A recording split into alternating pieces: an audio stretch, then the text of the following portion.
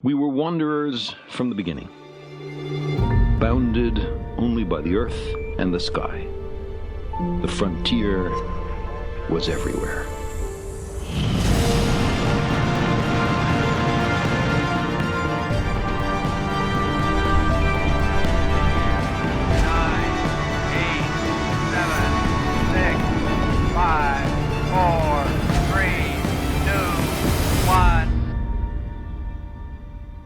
To undiscovered lands and new worlds.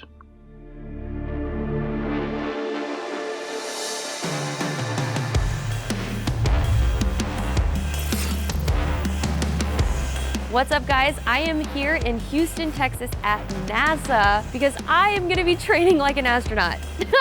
Yeah, I am terrified of outer space. The thought of being strapped into a rocket and being launched into a dark abyss, absolute no. Hell no. Space, for me, is the epitome of all of my greatest fears. The unknown, being alone, dying like George Clooney in Gravity, which honestly doesn't make sense to me. I don't know why Sandra Bullock couldn't have just pulled on the line and brought him back to her, but it was a great movie regardless. That exact scene is my literal nightmare. I have that nightmare at least once a month. I have nothing but utmost respect for astronauts because of the years of physical and mental training they endure. So I'm hoping that if I can get a taste of this training, maybe it'll help me overcome some of my fears here on Earth. So this week we're gonna see if I have the right stuff to be an astronaut. Challenge accepted. My name's Megan Sumner. I'm a public affairs specialist here at Johnson Space Center. It is very competitive to become an astronaut. In 2017, which was our latest astronaut selection, we had over 18,000 people apply and 12 people were selected. So it's pretty hard. Going to space is a pretty unique and amazing experience. You get to view the Earth from the vantage point of space, which not many people get to view. But during long duration missions, when they're living in space for 6 months, they work out 2 hours a day and don't get to shower for 6 months. They have to take pretty much sponge baths. When they go out on spacewalks for 6 hours, that is an extremely challenging activity. They don't get to eat, they don't go to the bathroom. I don't think Michelle understands how difficult some of the training that she'll get into is. But before we went to Houston, we actually started our training here in California at the Chino Airport. Steve, it's so nice to meet you. I'm really excited and also slightly terrified to fly this plane today. Terrified? Why? It's safer than driving on the road. Is it? Oh, yeah.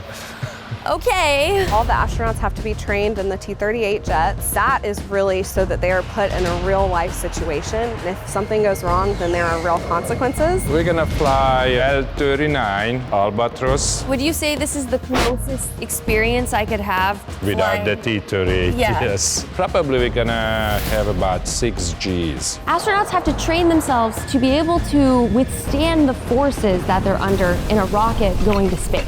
Flying a jet and going upside down and experiencing lots of G's is the best way to do that. I was kind of personally under the impression we were gonna go in the sky and maybe like just do a loop-de-loop. When Steve started going through our plan for the flight, he just kept going. The first maneuver gonna be a roll. After that, we're gonna do a barrel roll. If everything go right, we're gonna make a full loop. Takes about 30 seconds.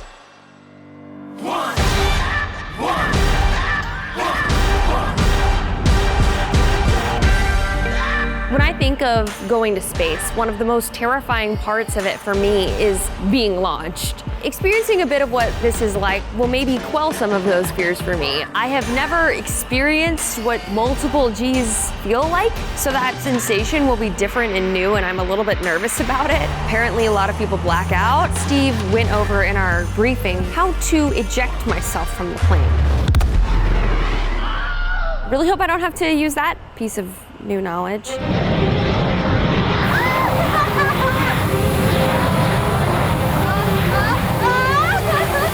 So what's really fun as well as very scary about a jet like this is that when you're in a commercial plane, you only have one small window and it seems like the Earth is kind of moving slowly underneath you. In this you can see everything around you. It felt just like a movie. It was so beautiful up there. I felt pretty good on the takeoff and within 20 seconds we were taking hard turns. Oh my God! I thought there would be a little bit more of a warm-up, but we dove right in. Wow, this feels so badass. What the?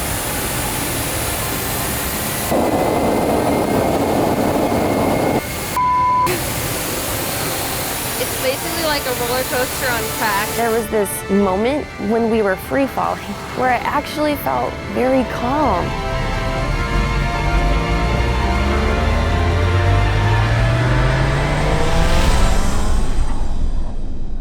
It's like time stopped.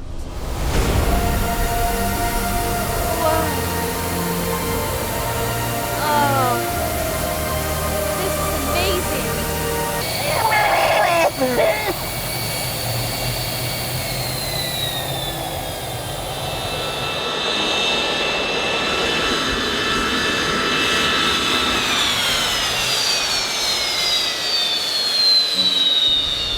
That was completely insane. Sorry. You are a badass. I'm really good with like theme parks and roller coasters. Yeah. That was unlike anything I've ever experienced. So now that we have literally dove headfirst into this training, I'm excited to continue at NASA in Houston. Today we are in the Neutral Buoyancy Lab. This is where we do spacewalk training with our astronauts. We have mock-ups of almost the entire space station underwater. This is the most similar you can get to actually doing a spacewalk. It's so crazy that they like recreated what's up there down here. We have a Japanese astronaut, Kimiya Yui, and a NASA astronaut, Stan Love, that have suited up now. They're in their spacesuits. They're getting ready to go in the water and start their dive for the day. The suit doesn't look very comfortable. Yes. How heavy is the suit? The suit weighs about 250 pounds, so it is extremely heavy. Of course, in space and even in the pool here, they're weightless, and so they don't feel that weight. The suit has to be multiple layers to protect them from micrometeorites, from radiation, from temperature changes, so it's really their mini space shuttle. So this moment, is this simulating the moment where the door opens? Pretty much, they get into the airlock when they're in space, and that's a pressurized module. That is where they would do what they did here, which was getting the spacesuit on. And then once they open the door, that will be like getting into the pool. What are they training today? The first part of the day, they're going to be doing some operations to see if they can get like a cable passed through one part of the truss segment to the other part of the truss segment. The second part of it, they're going to be using the articulated arm to do replacements of a part in this part of the truss segment over here. And then the third part of the day, they're going to be building a new piece of equipment that's going to be on the space station as well. They're out there for 6 hours. Do they go to the bathroom? They can go to the bathroom. They have maximum absorption garments, which is pretty much a diaper. This is peak fear and discomfort at the same time. Yeah. I'm Karen Nyberg. I'm an astronaut at NASA. I've been an astronaut for almost 19 years now. I flew in space 2 times. So the first time was in 2008 on Space Shuttle Discovery. And then in 2013, I flew on a Russian Soyuz rocket and lived on space station for 5.5 months. I've watched your YouTube videos. You're basically an astronaut YouTuber. When you were doing your hair tutorial, I was like, I want to follow along at home, but I have gravity, so I can't. I love the video of you quilting in space. Are you familiar with Ariana Grande? Vaguely. Have you heard her song, NASA? That's okay. I don't know. That's okay. Never mind. There was this great interaction where the NASA Twitter account retweeted her when the song came out. We were just gonna get a Yeah, get I'm an probably astronaut's not opinion. very No worries. I'd love to know a bit more about why you wanted to be an astronaut. I decided when I was really little that I wanted to be an astronaut. In 1978, they selected their first female astronauts. I was 9, and it impacted me. The first 2 years as an astronaut candidate is a lot of training. We put a lot of stress on emergency training because if there was an emergency, you don't have time to really think about it. We actually do it here in this space station mock-up. The instructors will have different scenarios that they have us run through. So fake fire, depressurization of the space station, or a leak of ammonia. Those are the 3 main ones that we have to take immediate action. I think you would be silly to say you're not scared at all. You're strapping yourself on a rocket and going into space. But I think the training we have and the background we have, it's very tempered. You don't feel that fear when you're sitting on the launch pad because you have a job to do and you're there to do it.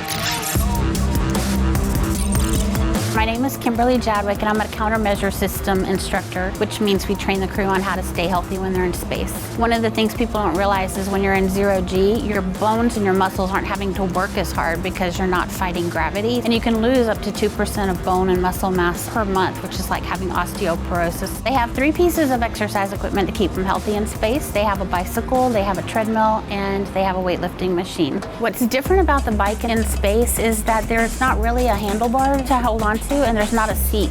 You have shoes that clip into the pedals, and you just hover above it and you cycle. We'll try the treadmill next. That's a little more challenging to load them down since they would float off of it as we put the harness on them, and we use these bungees here. Oh, So you're gonna have to this is squat. a lot of weight. Exactly. There you go. So is it gonna change its pace? No, so we picked Oh them. my gosh, we're going. So it defaults to 3 miles per hour. This is only 3 miles an hour, okay. Every time you hit page up, it's gonna go up 1/10. Do you like Ariana Grande? Uh-huh. What did you think about her song NASA? I don't know if I heard that You one. haven't heard NASA? How has no one here heard the NASA song?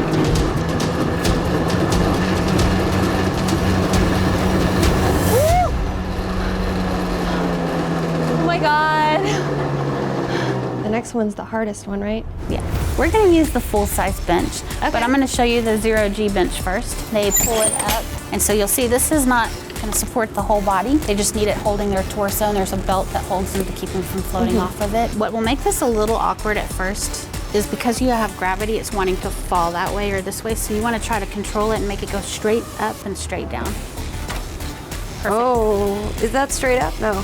That's good though, that's good. In 0G, you wouldn't be fighting the gravity part, so it'd be a little easier. It looks so bizarre. It does.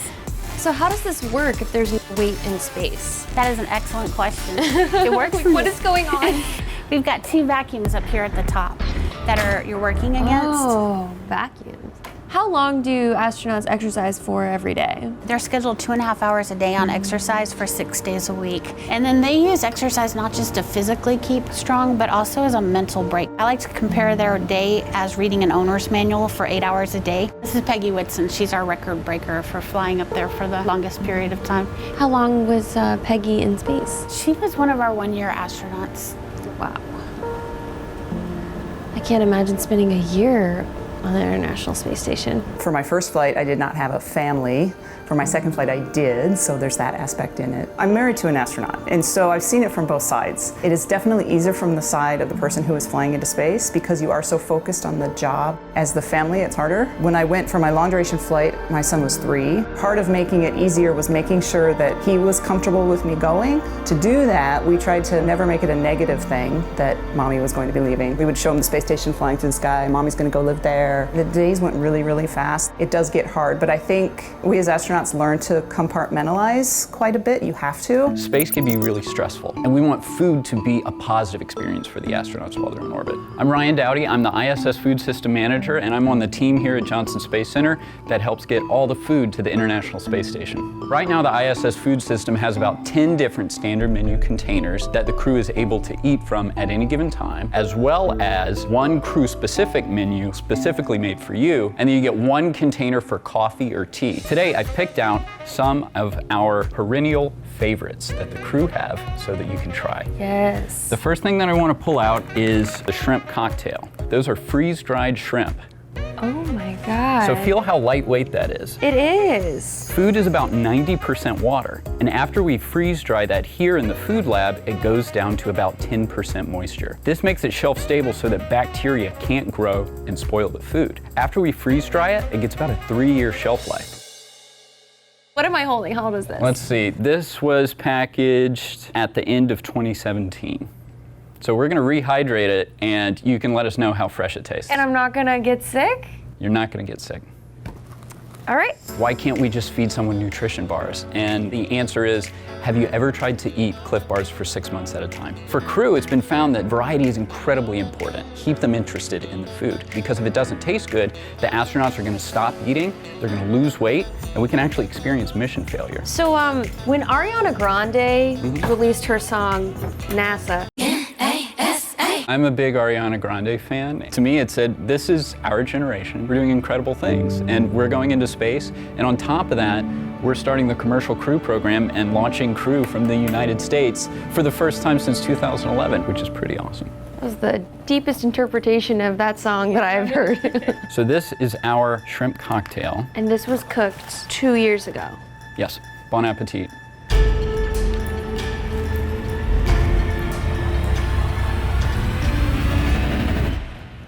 What the heck?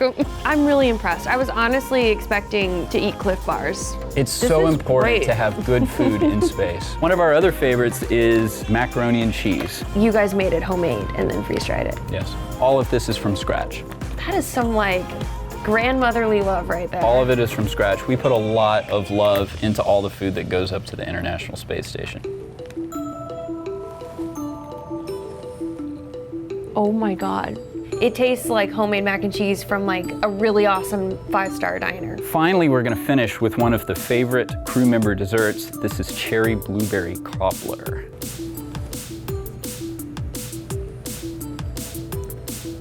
Wow. What do you think? Girl, you know what I'm thinking. This is great. You're just over there like, what do you think? And you know it's great, yeah.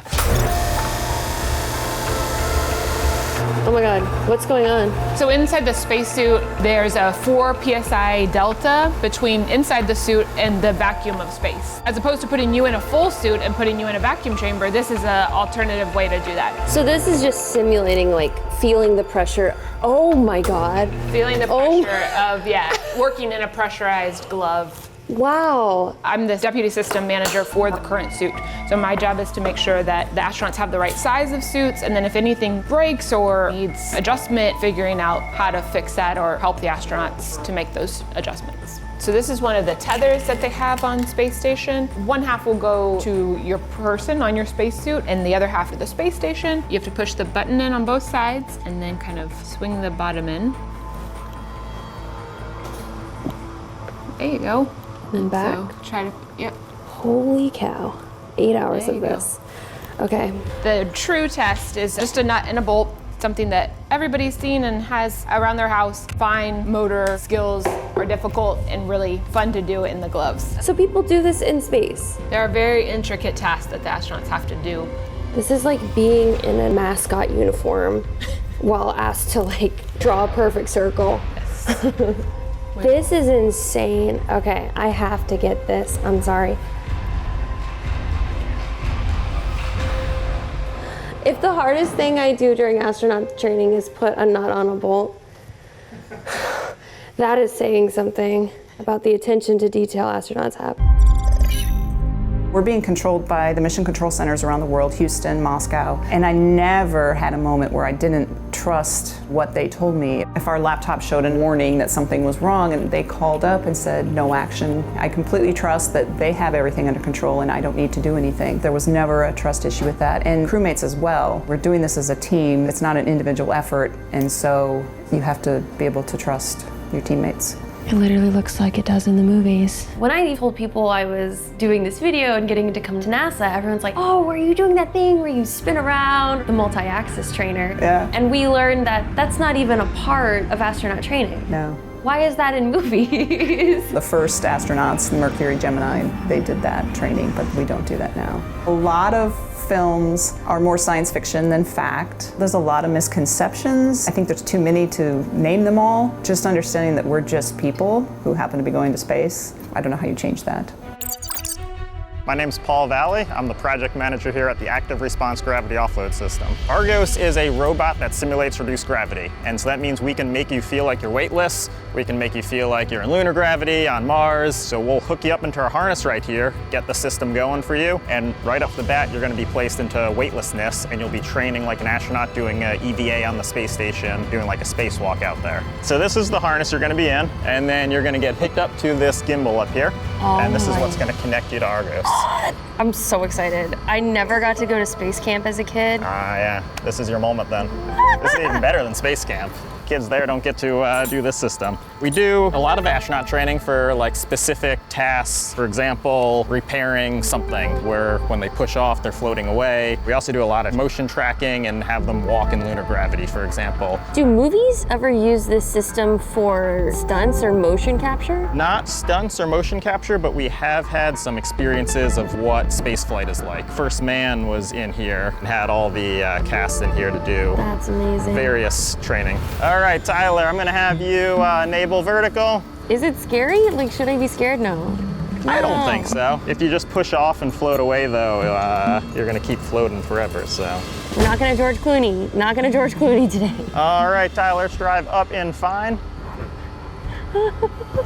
And Ty, you can go up in course. And you can hold there. So you're gonna notice you have some ability to move. And if you grab that table, you can kind of pull your head down a little bit and send your feet up. Whoa. Or you can push off and go back to neutral. All right, are you ready to get going? I guess. So what I'm gonna do first is I'll bring you over to this mock-up right here. And then all these yellow handrails we have all around, those are what you're supposed to grab and touch as an astronaut. Oh my God, this feels so weird.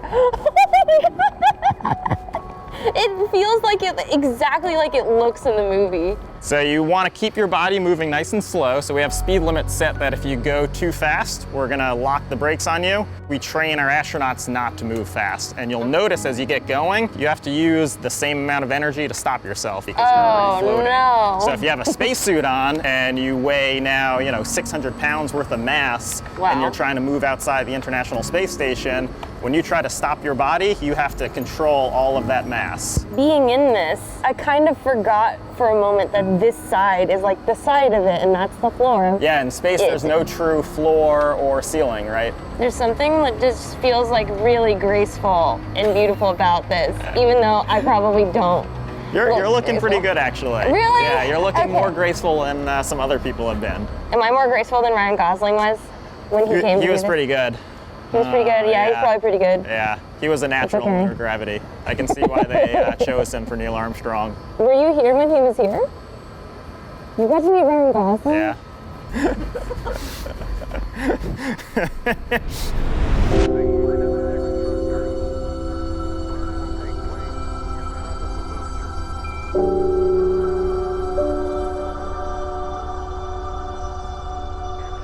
The Argo system was honestly a once-in-a-lifetime experience. I can't believe I got to do that. There's something really magical about feeling weightless and having the space around you be fully inhabitable. And it just kind of felt like a mental weightlessness as well, which was really cool.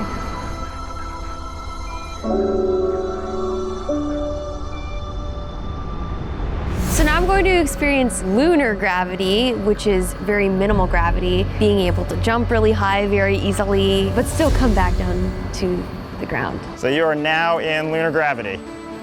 So right now you weigh 1/6 of what your normal body weight is. Oh my gosh. Oh my gosh.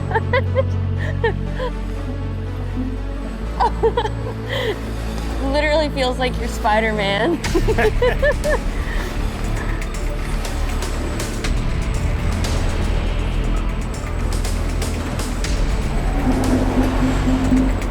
So another fun thing the science do is push-ups in lunar gravity. Push-ups? Yeah. You can always do the one-handed.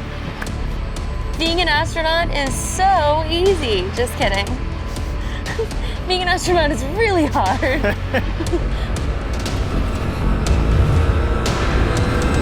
Oh no! Am I going to outer space now? I'm so sorry. You hit our upper safety stop. Okay. You jumped too hard. I superheroed too hard.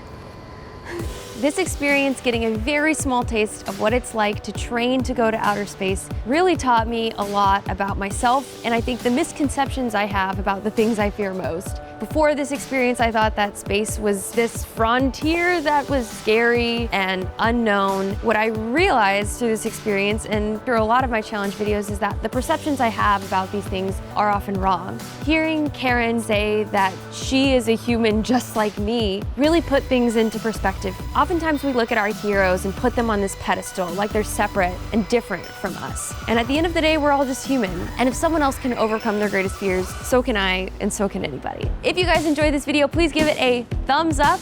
Comment below with what crazy challenge I should take on Challenge Accepted next. And as always, subscribe so we can keep on going on more adventures together. Also, huge shout out to these amazing participants in our hashtag #IamUltra Instagram challenge. If you want a chance at being next week's shout out, be sure to make a post on Instagram and tag me in it using the hashtag #IamUltra to tell me a way in which you have overcome an obstacle in your life and totally kicked ass. Thank you so much to NASA for allowing me to hang out with you this past week. It was such an incredible experience, and best of luck to the next round of astronaut selects.